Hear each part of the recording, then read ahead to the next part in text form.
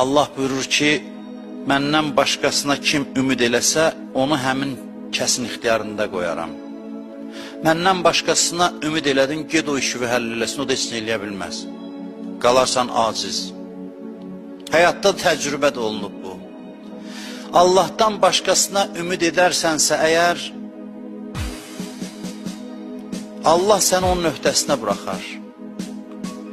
İşlərini ona tapşırar, deyər, ged necə, yəni o mənada ki, ged ondan istə. O da elə məqamlar, momentlər olur ki, arxalandığın adam deyir, əlimdən heç nə gəlmir.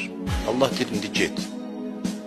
Mən istəyirəm sən müstəqil olasan, çünki müstəqil olanda izzətli olursan, xoşbəxt olursan, azad olursan, rahat yaşayırsan, sən istəmirsən, get kimə istəyirsən, bağlan, mən də səni onun ümidinə qoyaram, axırda görərsən ki, heç kəsin əlindən heç nə gəlmir.